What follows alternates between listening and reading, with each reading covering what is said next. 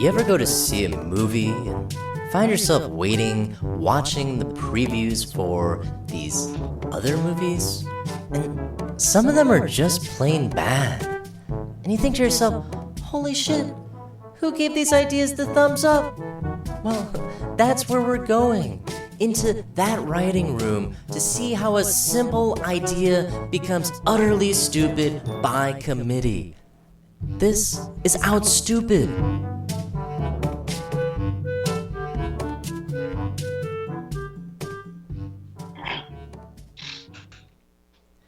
Welcome to a live episode of Outstupid. I'm your host, Kelly Petronis, joined by Owen Hunt. Hey, Kelly. Terry Myers. Hey, how's it going? Good. And Ben Roberds. Hey!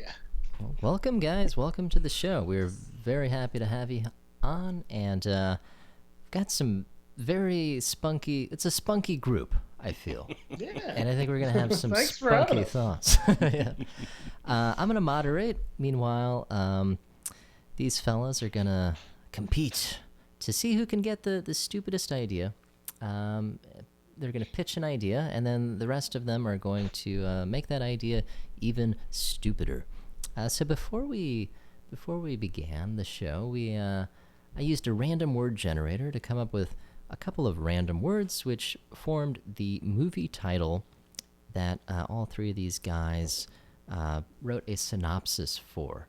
So the movie title and the random words are Complicated Blue Jean. Would anybody like to kick it off and share their synopsis for this movie? Sure. All right, Ben? Yeah. All right. Well, Complicated Blue Jean.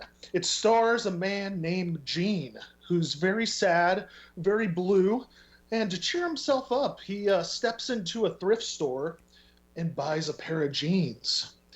Now, as soon as he puts on these jeans, he realizes that the fabric of the jeans are in fact the fabric of the universe. And that's where it starts to get complicated. As he walks down the street, every step that he takes is into another dimension. So sometimes, there are frog people everywhere, and he's screaming, and he's getting cooked like a frog. And then the next step he takes, suddenly everybody's skeleton people. Next step he takes, the screen just goes black for 30 minutes. And there's no sound. Maybe every once in a while there's like a snare drum that just hits randomly.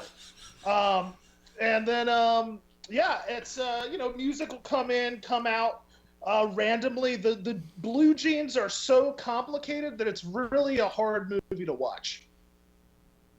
All right. Just cool. Incomprehensible. That was Ben's synopsis of Complicated Blue Jean. Who would like to follow that? Terry? Owen? Yeah, here I go. All right, Terry? Complicated blue jeans. In the world of fashion, there are tops and bottoms, buttons and zippers, but when you include them all in one garment, their world falls to pieces. Top with their pants on the ground. Join us this summer for the world's most magical musical, Complicated Blue Jeans. Nice. Excellent. Spunky for sure. Right? Yeah. Right. Yeah.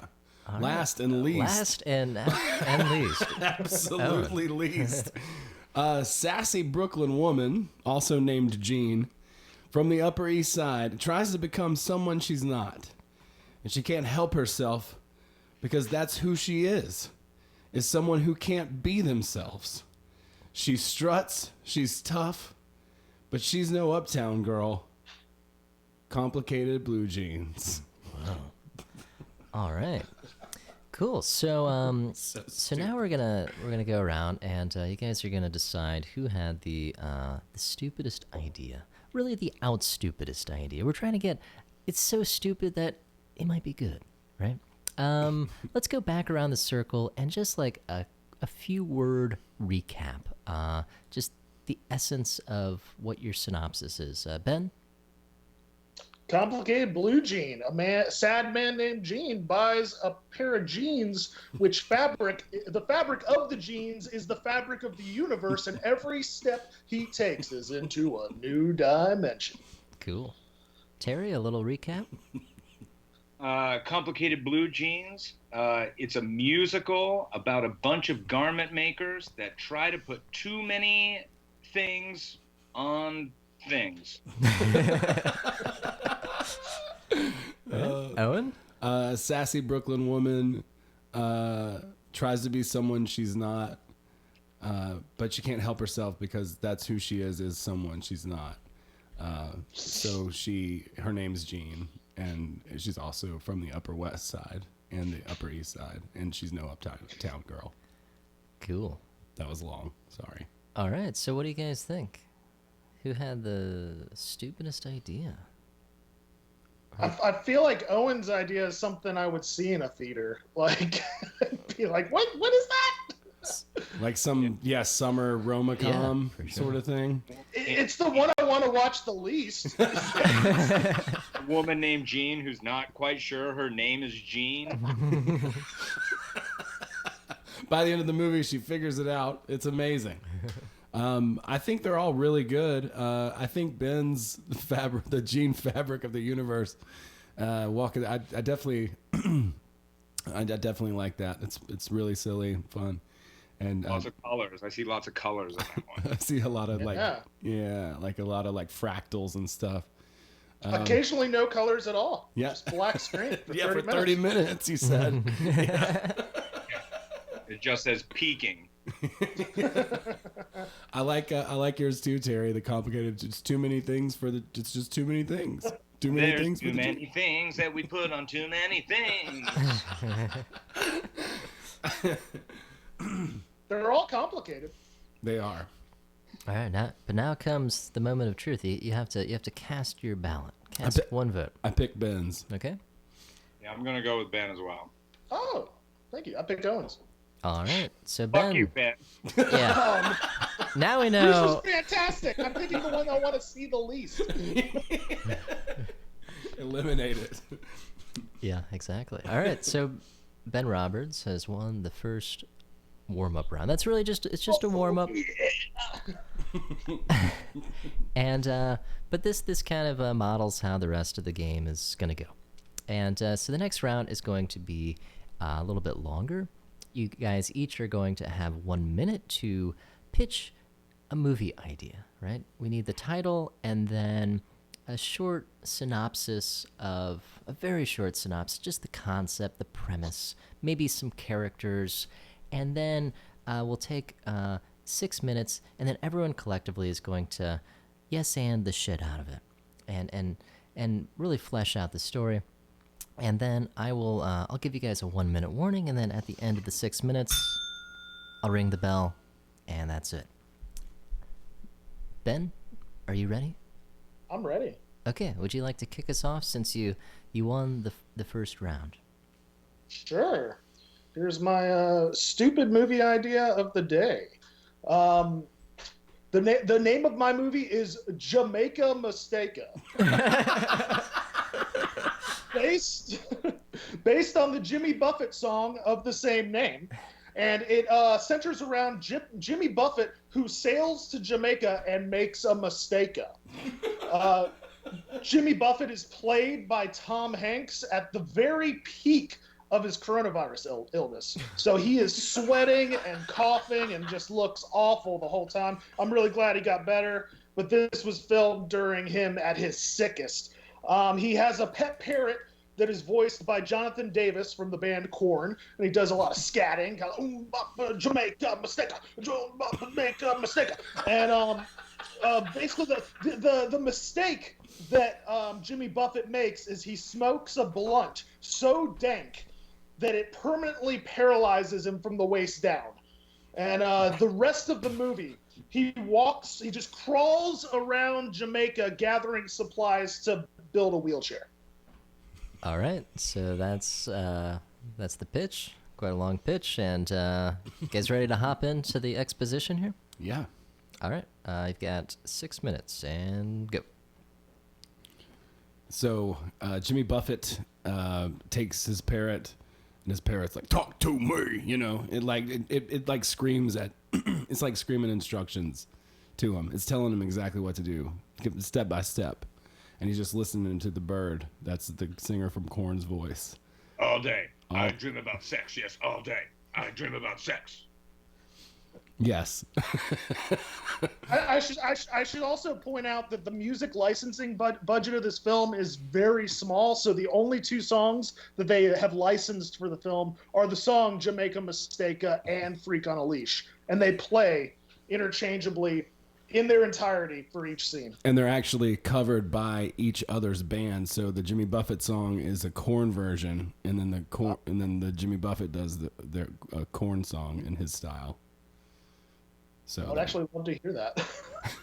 So there's a little bit of an artistic, like that's actually kind of a big deal, that it was kind of groundbreaking when that happened.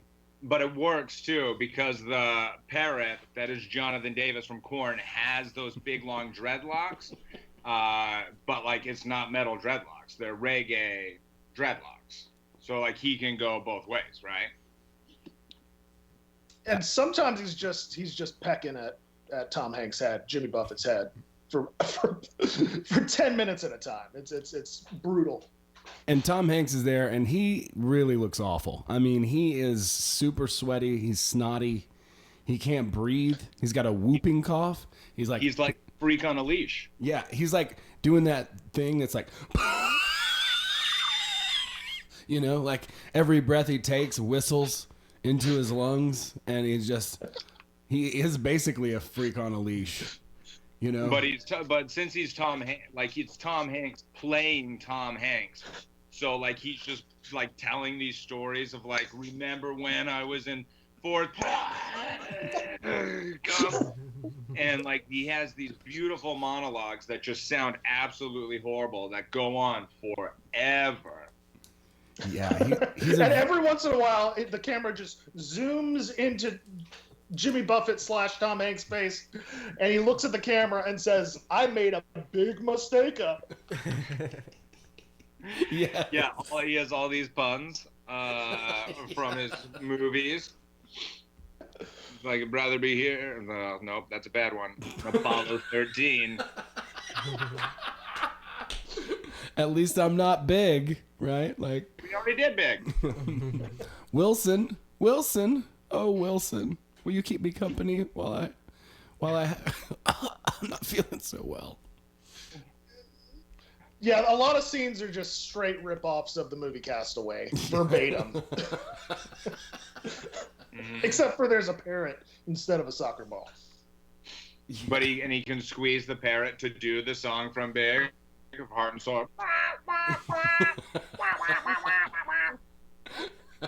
And it takes up at least 30 minutes right in the middle of the movie. Yes. 30 minutes of just a musical tonight. Yes. Well, it's an epic. That's also never been done. With that collaboration with Jimmy Buffett and Korn, I mean, we're talking about something unprecedented here, guys. It's going to be... And large scenes are also animated by the animator of Spawn, just like the Korn music videos, but Tom Hanks animated and crawling across Jamaica. Yes. Like really black beaches, like... His shadow is bigger than his actual body. He's like crawling across a beach and rolls over, and he's wearing a shirt that says make a mistake. Made a mistake on. All I got was this lousy t-shirt. Yes. And at the end of the third act, or near the end of the third act, the parrot just explodes randomly. And Jimmy Buffett is covered in blood. And it's just a lot of Tom Hanks crying and coughing. He goes, What did you do, Jimmy? What did you do to the parrot? And he says, let's all say it in unison, I made a mistake. This is the 1 minute warning. Oh, we still got a minute left. And then the credits roll. And the credits roll, and it's just outtakes. Of him coughing and I made a Toy Story. a snake in my sandals. Oh, I made him a snake.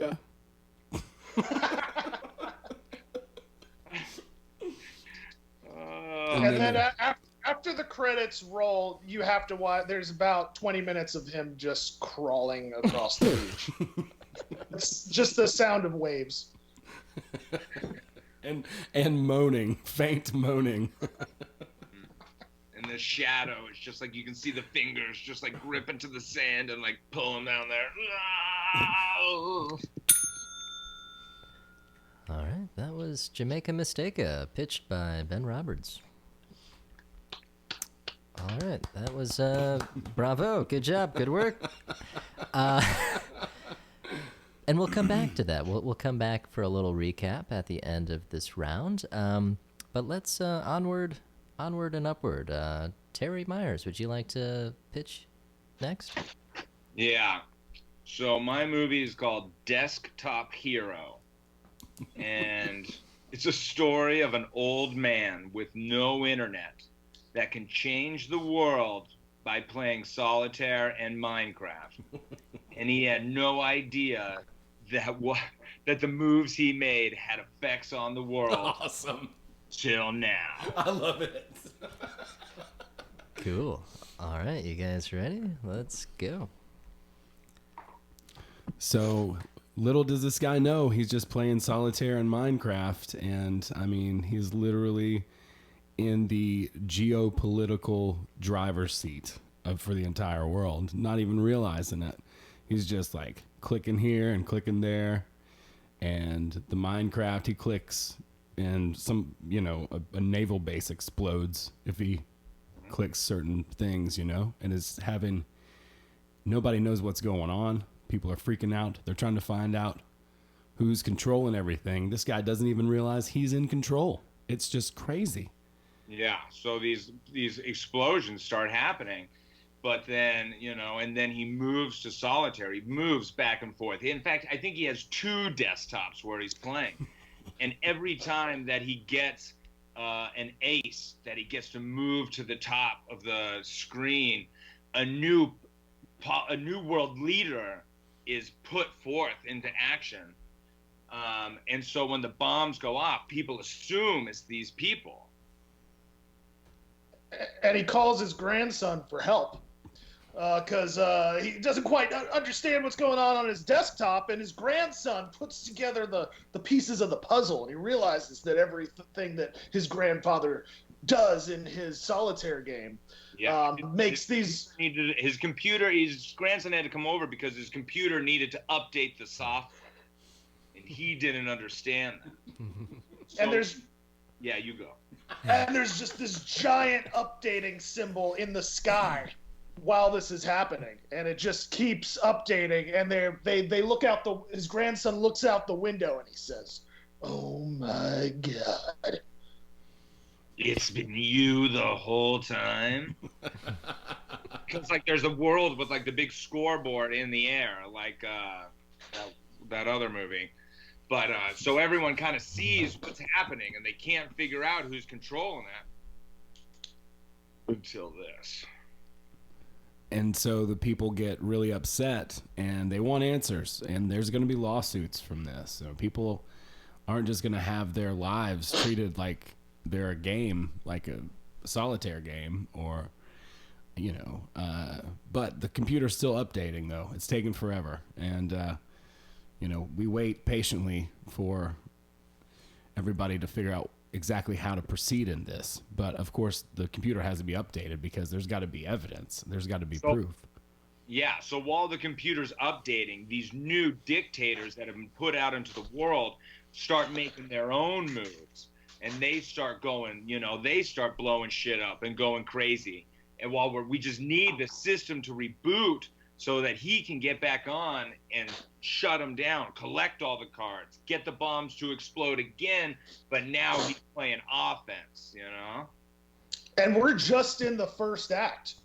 And this SWAT team busts in and just shoots the grandfather to shreds. And the audience is left thinking, We're in the first act. They just killed off the grandfather. What happens next? Especially because right after they shoot him, they go, "Do you know what you've done?" And then the grandson looks over and he goes, "How is he supposed to answer that?" Yes. And then everybody kind of looks around at each other a little bit awkwardly, but then that scene cuts.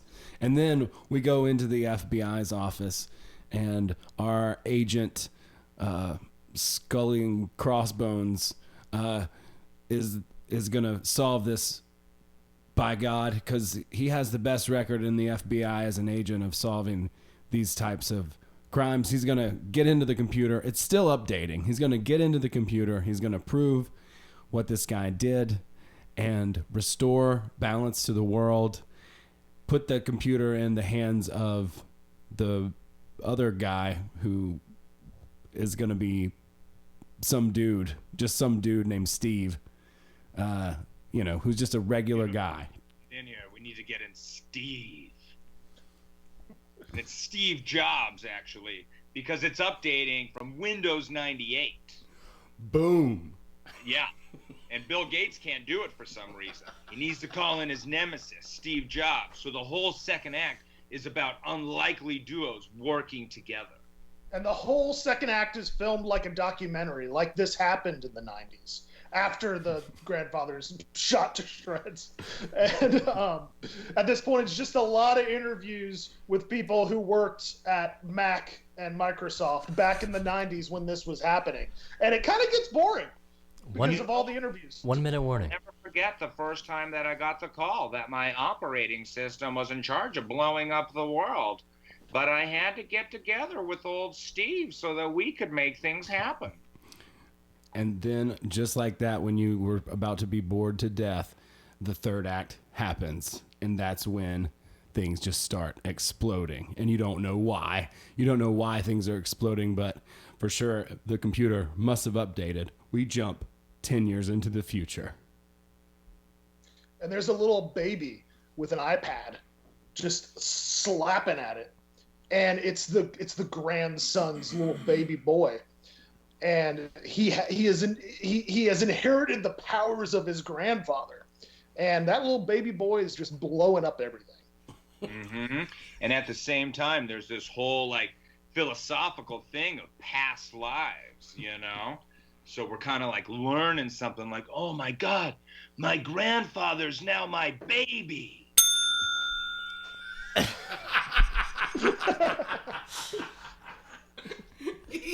That was Desktop Hero by Terry Myers. Desktop Hero. Nice. All right. Cool. Owen, would you like to pitch next? Last but least. Yeah, last and definitely least. Camp FEMA is the name of my movie. A bunch of aliens get stranded in a FEMA camp for a summer and discover, love, and have a coming-of-age tale. That's my pitch. All right, here we go. It's gonna be a dark one. Well, they're playing solitaire on the sidewalk. They're hanging out. They're talking in their language. Nanu neen nanu neen. It's called. It's what they call it. I mean, sounds weird, but anything could happen. It starts out dark, but it might have a happy ending. We don't know. We don't know yet. These aliens already live among us, right? So now we're living in this world, and it is dark because like all the politicians and people are very alienist. They hate the aliens, all of them. They are now the illegal aliens of the world. And so they round them up by telling them they're going to have a free trip to like a Club Med type place, where they're just going to be on the beach and hanging out. And so they get them all over there. And then they find out it's a FEMA camp and it's just white tents and cheese sandwiches. And it's all animated like a Pixar movie. And yes. And there's a love story between two of the aliens. Nanu, What's that? Nanu and Nina. Nanu and Nina, and slowly throughout the process of this in this FEMA camp,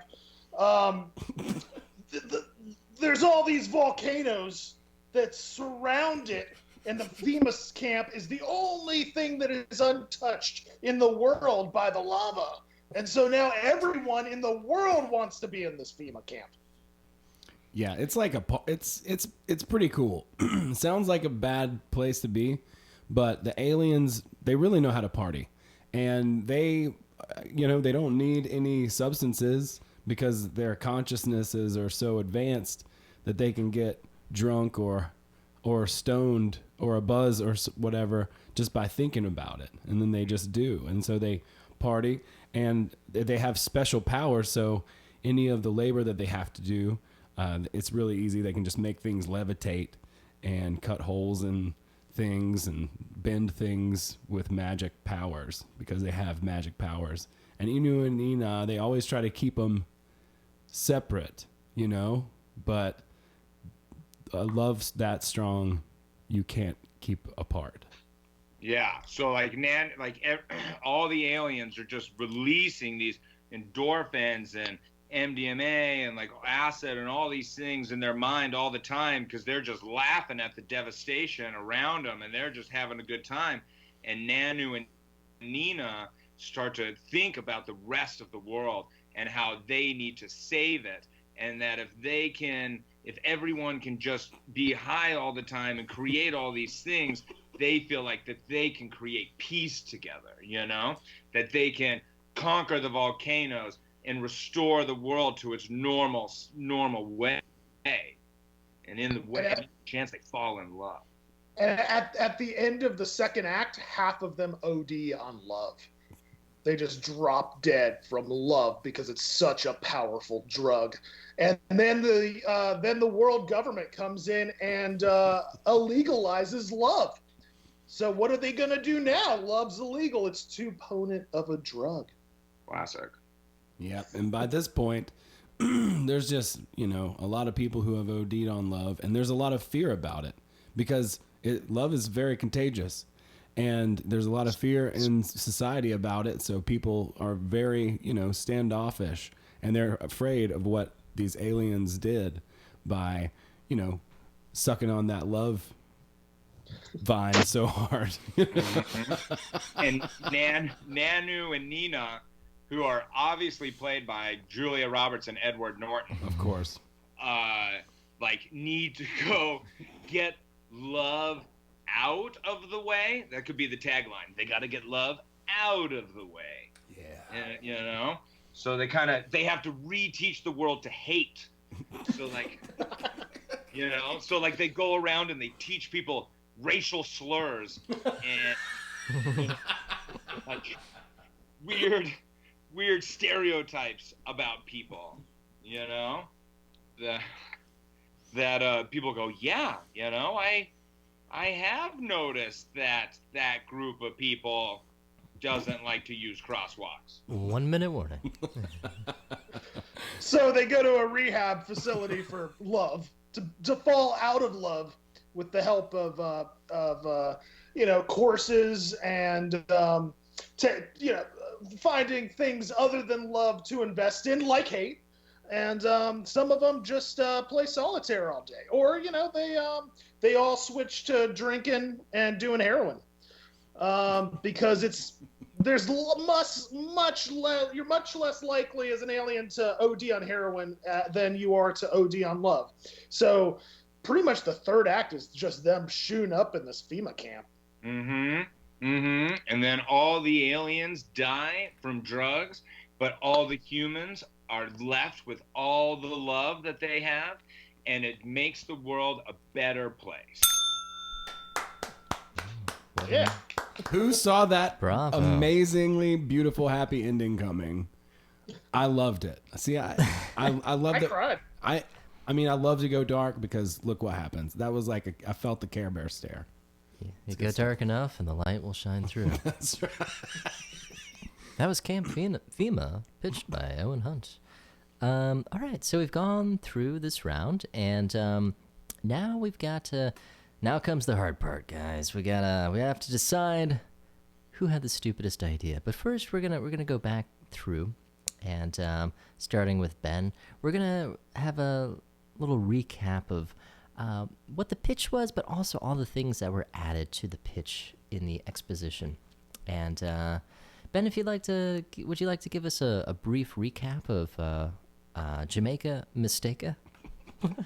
Jamaica Mistake was a movie where Jimmy Buffett is played by Tom Hanks while at the peak of his coronavirus illness. And he smokes a blunt so dank that it permanently paralyzes him from the waist down. And there's just a lot of scenes of him crawling across black beaches, and they're doing, Korn is doing covers of Jimmy Buffett. Jimmy Buffett is doing a cover of Freak on the Leash. And there's after the credits, there's 30 minutes of Jimmy Buffett / Tom Hanks crawling down a beach as the waves hit the shore. All right, that's Jamaica Mistake. Terry, would you like to give us a recap of Desktop Hero? Yeah. Desktop Hero is a story of an old man with no internet but 2 computers. One plays solitaire, one plays Minecraft, but each move reflects on the world.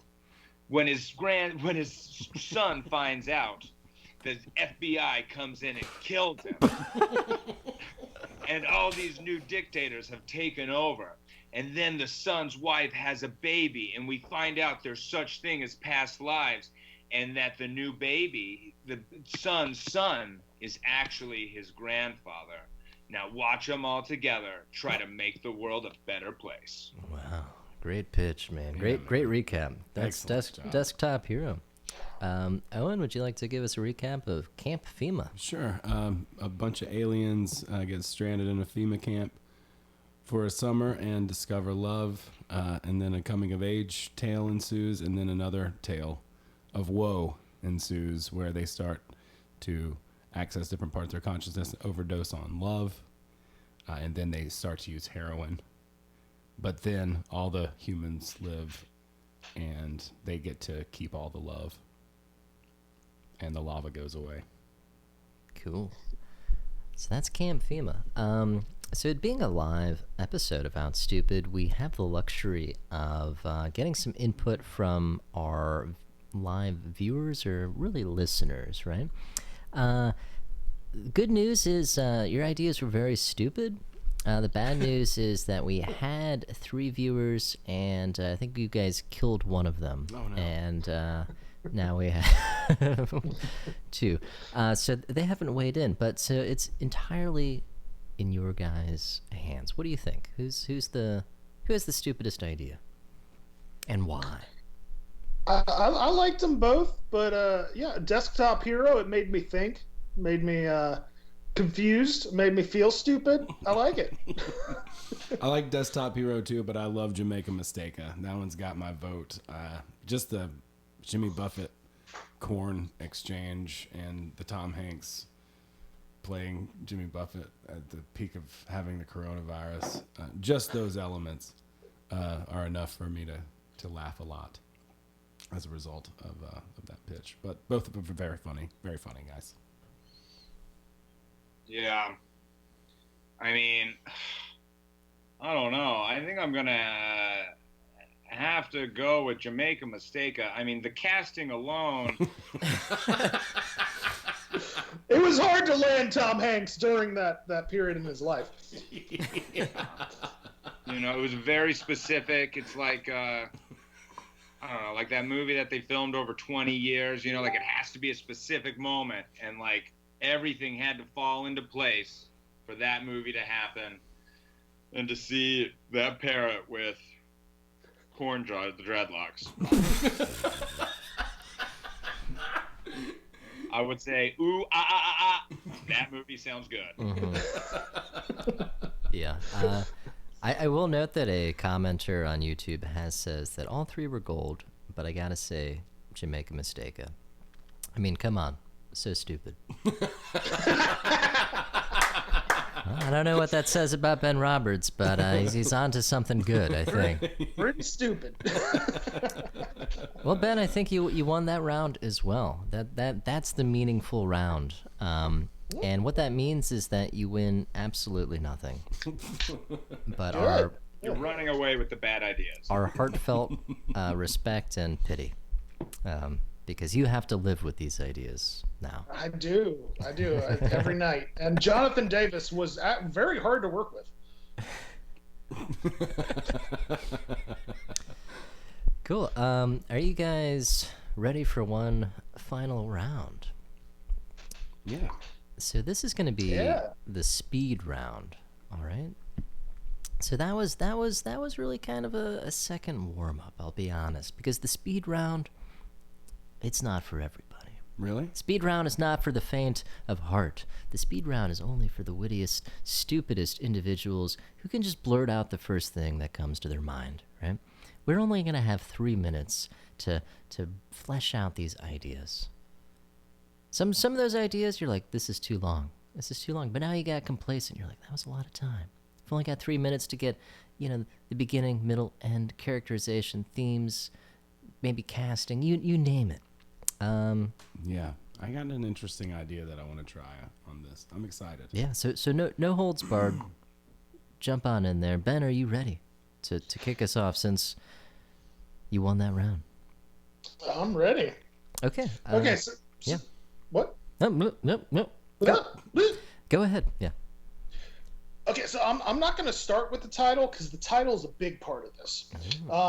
We start off with 3 scientists doing science in their backyard. So they essentially have the Higgs boson in a bucket, and they got a garden hose, and they're putting water in the bucket with the Higgs boson. And then one of the 3 scientists, one of them turns to the other one and says, "Hey, let's not do science anymore." Bam! The title pops up on the screen in bold letters, Hamper Stampers. And this big, bold title stays on the screen for the entire 90-minute film. So you can barely see what's going on behind the title. Hamper Stampers is there the whole time. And the bulk of the movie is these 3 scientists who don't do science anymore, kicking down people's doors and stamping their hampers, which is kind of just like standing on the hamper until the plastic breaks and they just kind of kick the dirty clothes around. All right. Hamper Stampers. All right, that's the pitch. Are you guys ready? Terry, Owen? Yeah.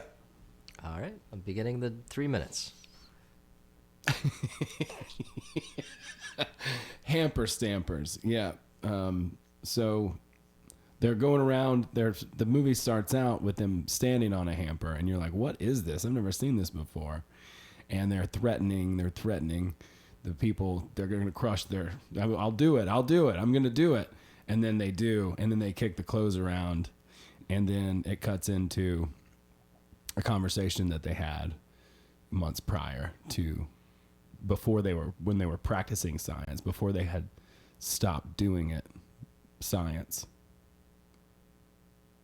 They're discussing the hamper stamper theory, an unproven theory about,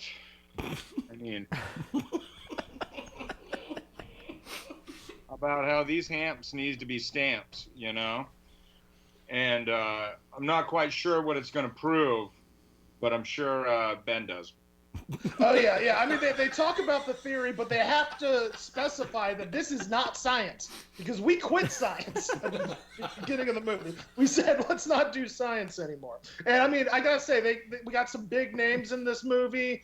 We got Tom Cruise. The 3 scientists. We got Tom Cruise. We got Matthew McConaughey. And we got, what's his name? Ed Norton. Cumberbatch.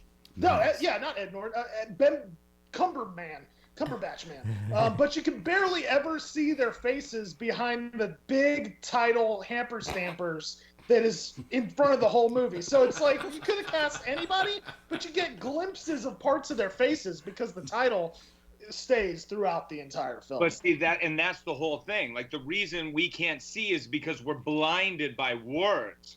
So we need every time that they stamp a hamper, the words go down just a little bit, and the world becomes a little more clear. So Edward Norton is the Force scientist who was a little bit younger. So he comes back and he goes, the hamper stamper theory was correct. Like, we're getting to see more. We need you to stamp the hampers. And they go, you know our hamper stamping days are behind us.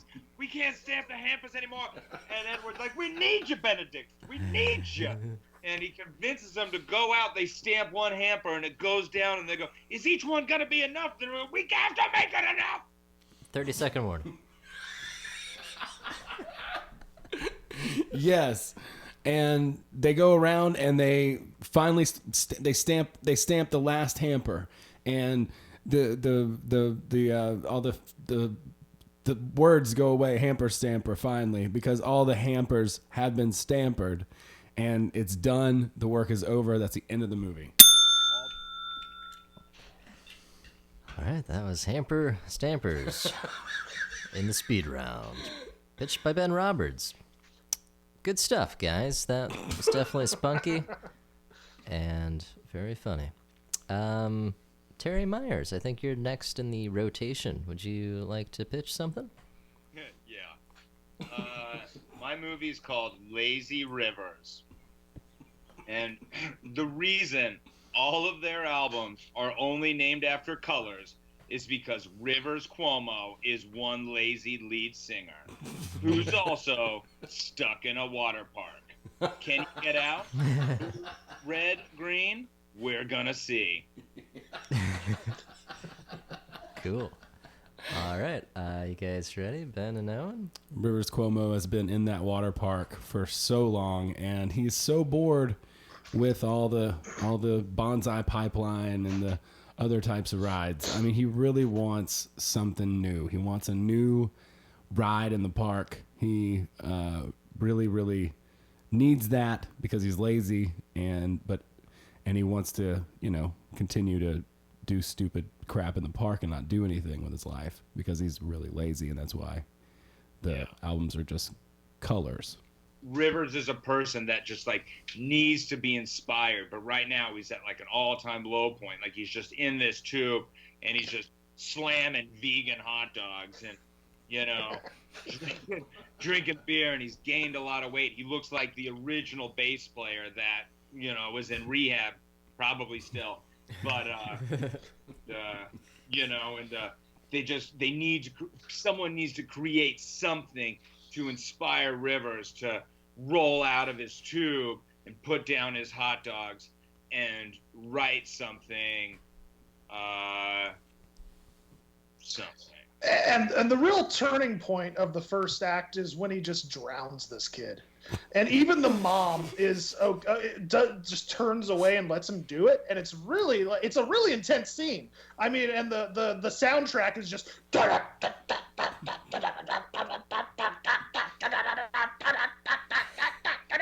when this kid's getting drowned, and it's the most haunting part is no one in the water park seems to even care. No, she goes, "Why'd you kill my son?" And he goes, "He looked just like Buddy Holly, and Buddy Holly is dead." Yeah, it was a very controversial scene. It won a lot of attention, a lot of awards, and that was just in the first act. I mean, and then Rivers, he's mostly just sitting around in his tube in the lazy river with rec specs on, and just floating around the lazy river, and then he realizes what he needs is a new ride. 40-second warning. And while he's riding around that lazy river, American Pie plays 6 times on repeat. And it's just footage of him on this lazy river playing as we listen to this song 6 times. And then the third act, he just busts out of that. He pops his tube with his teeth. And he runs out and starts screaming and vomiting up these vegan hot dogs everywhere like a machine gun. And it's just hitting everybody. This is the action scene. And when the puke covers everybody around him, and it creates a new color.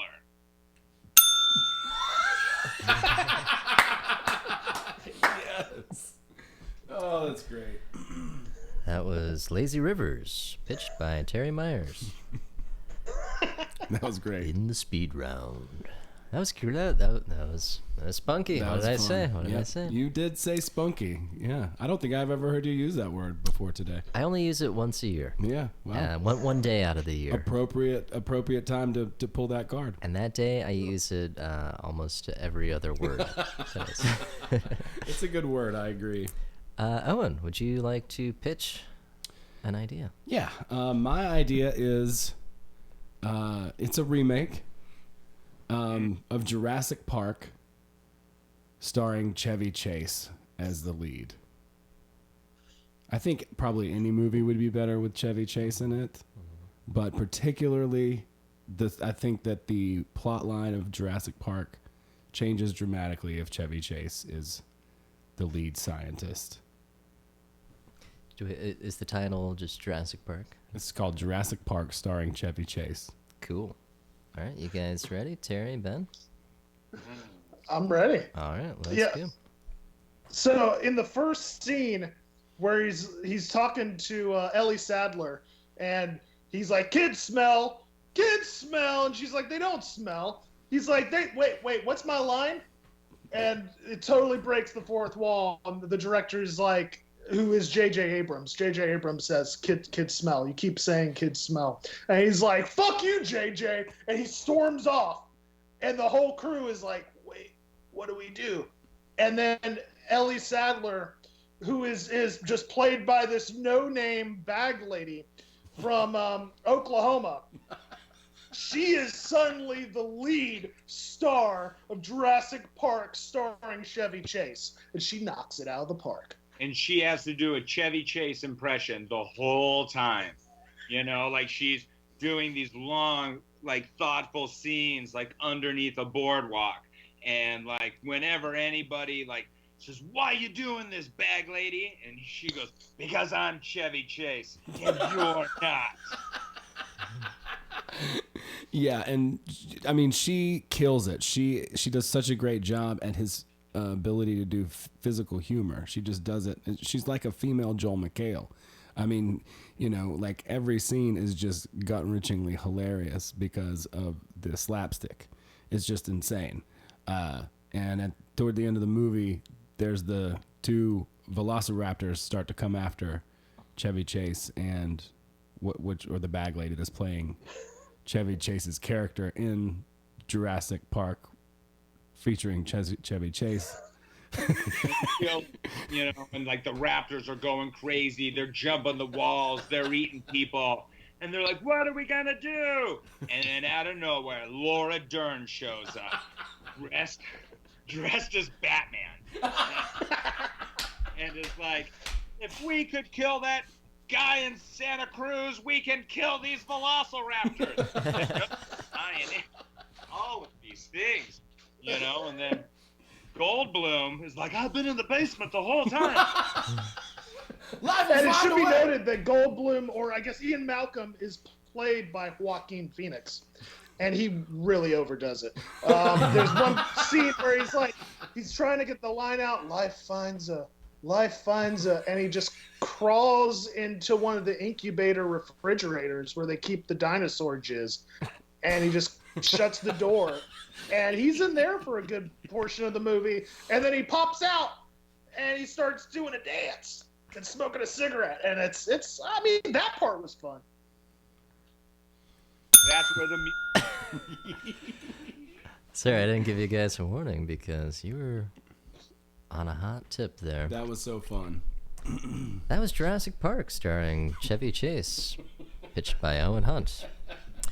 And now, fellas, we come to the hard part. We're going to go back through and just do a little recap. I know it was a brief pitch round, but we incorporated a lot of new information from the pitch. So, Ben, would you like to give us a little recap on Hamper Stampers?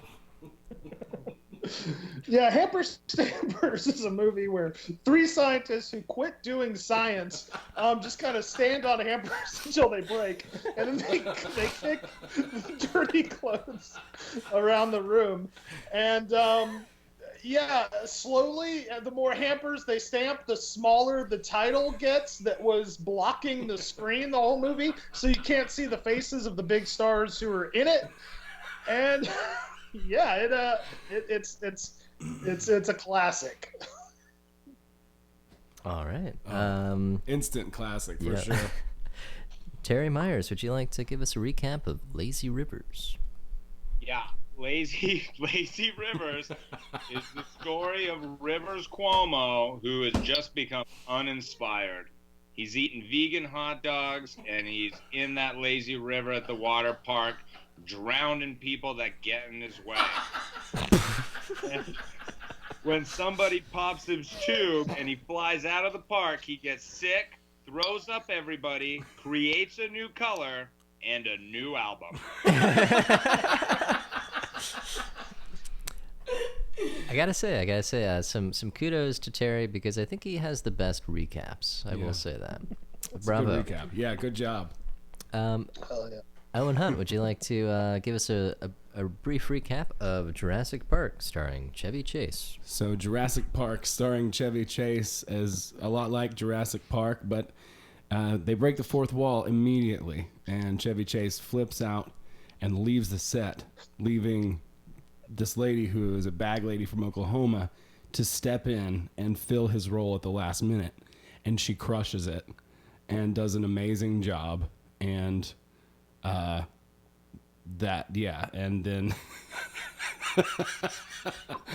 then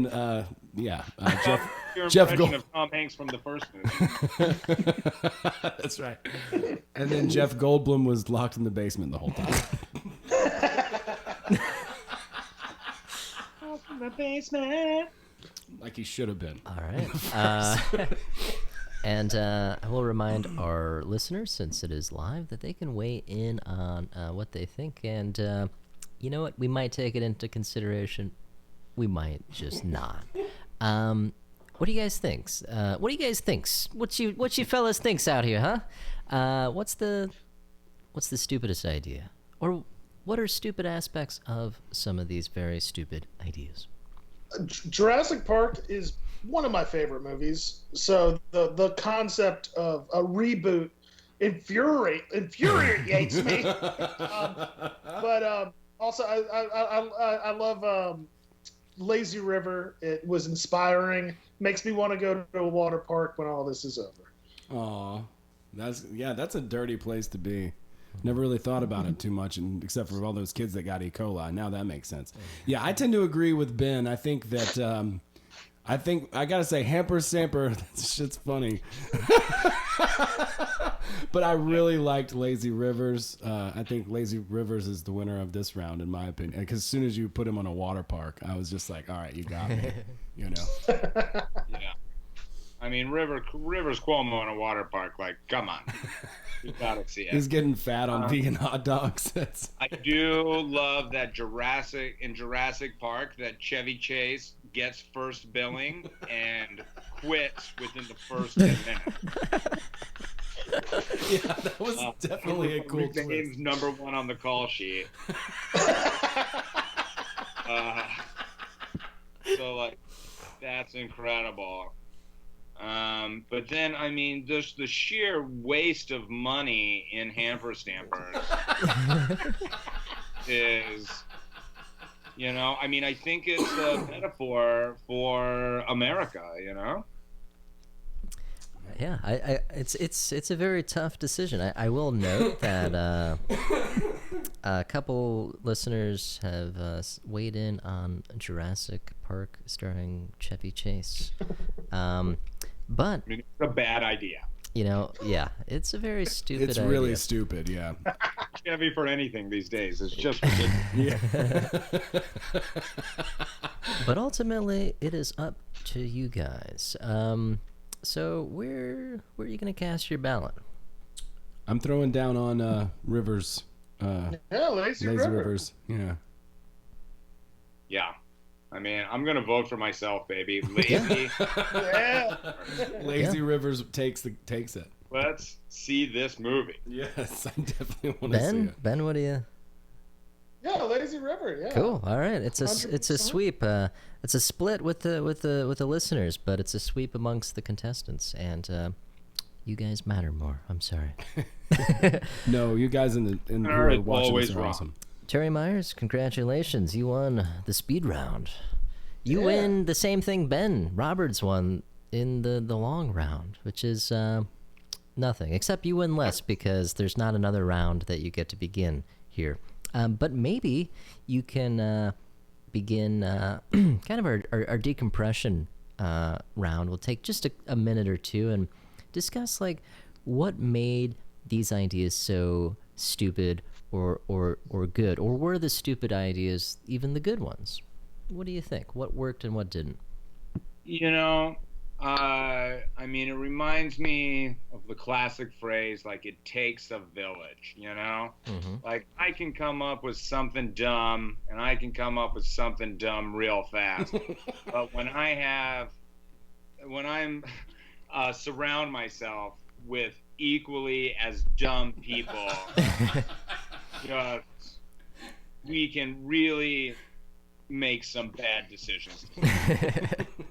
Reach new levels of stupidity. We are an all-time low, baby. Yeah, definitely. We are Hollywood shoo-ins for these big budget movies.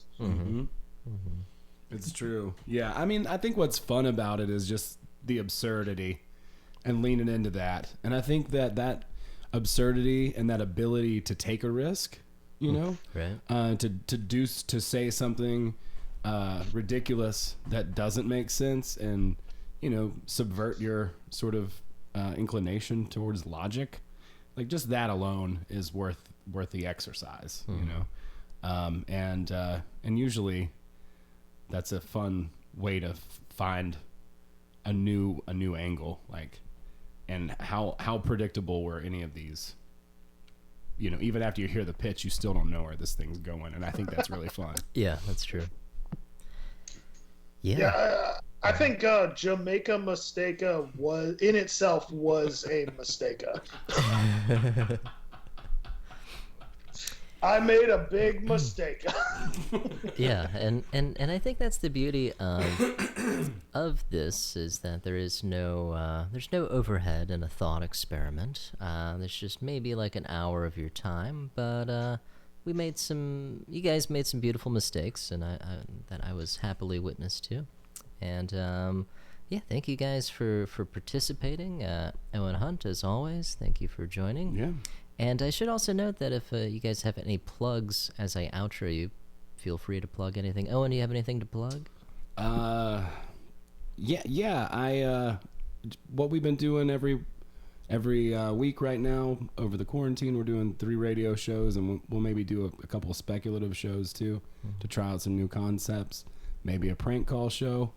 My plug is to reach out and tell us what you want. I'll give you what you want. I am the man who gives people what they want. Owen will give you what you want. Just hit me up, folks. That's right. Terry Myers, thank you so much for playing with us, and playing us like fools, Terry. Any plugs you want to leave us on?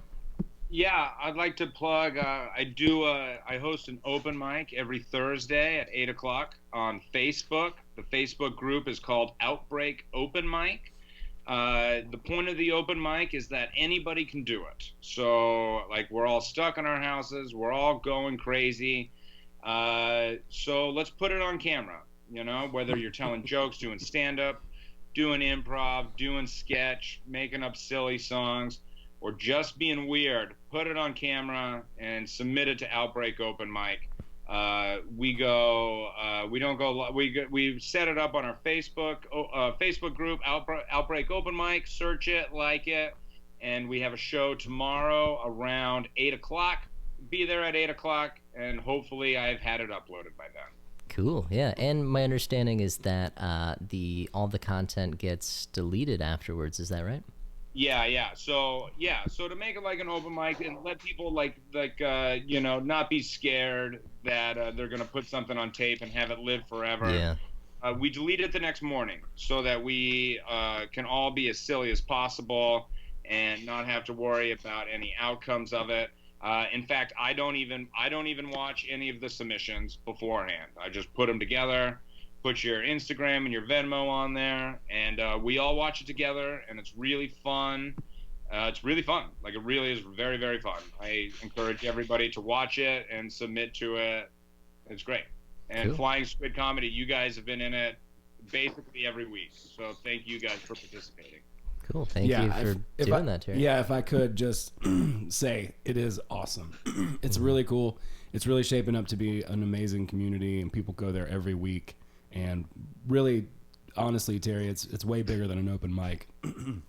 What you've done and Darby have done is just unite a community of people who look forward to it every week. It's really, really fun. So thank you for doing it, all the work. Thank you, man. I enjoy it. Cool. And last but not least, Ben Roberts, thank you so much for being on the show. Anything you'd like to plug before? Sure, and Terry, I appreciate you deleting the show after it's done. I'm going to regret this podcast for many years. So I think that's a good policy to have. You're the hamper stamper guy, aren't you? Yeah, the hamper stamper. You're the hamper stamper guy. Essentially, my day job is making up stupid ideas like the ones you heard today. You can see some of my old stupid ideas over at dominarfilms.com.